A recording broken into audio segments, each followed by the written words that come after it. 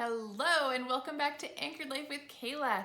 Today we are doing part 2 of how to appreciate your spouse. So if you haven't watched part 1, check out my channel for the first video and the intro into this topic. And let's dive right back in and get into how to just cultivate that atmosphere of appreciation in your marriage.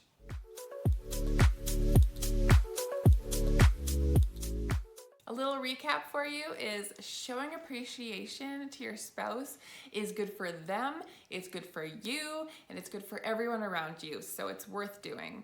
So you need to go out of your way and show some appreciation to your spouse, especially in front of other people, and you'll have to watch the first part to see why. Maybe you're thinking that, okay, that's fine and all, the whole idea of appreciating my spouse, but it's actually really hard to do that. It's not just so easy for us. It can be really hard to say thank you when you feel like you're not getting any thanks. You might feel unappreciated, but maybe so does your spouse. And it's gonna take one person to change this whole dynamic. So instead of stubbornly waiting for your spouse to treat you the way you deserve, why not just be the bigger person and change the way things are done in your marriage? Maybe so far no one has said thank you to each other, but why not just be the one that steps up and says, you know what? This is not how we're doing things anymore. We are gonna do better for ourselves, and we are gonna start thanking each other and start appreciating them in front of other people, and just changing the culture of your marriage. Whether it's hard or easy, just tell yourself, this is what I am doing now, and then just do it.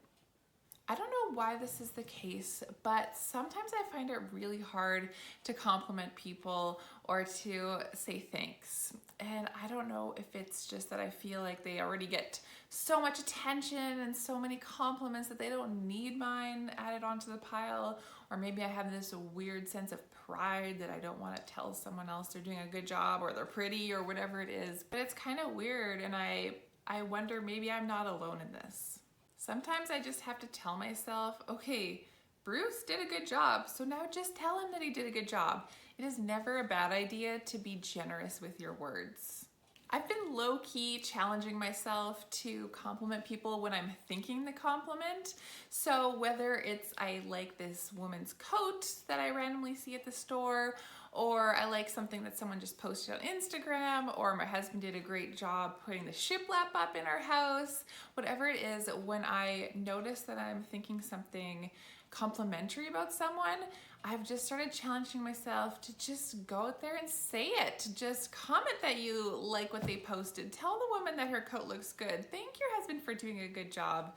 Just say it. I will legit keep scrolling past the post that I like and then go back and make myself like it or add a comment or whatever. I'm just trying to get this to be a natural part of the way I interact with people. I feel so good when someone compliments me, especially strangers, weirdly, probably because I think, hey, they're not being forced to say something nice to me. They don't have to, but they did, so they must really mean it. I don't know. So I want people to feel that way about me when I talk to them. It's not our job to keep people from getting puffed up. I know I've thought this about people before. Oh, everybody loves them. They get enough followers and compliments already. They don't need what I have to offer. But my principal, when I went to Hillsong College, Principal Lee Burns, such a wise man, he changed my thinking on this. He said that the world is such a discouraging and hard place that is just constantly tearing us down.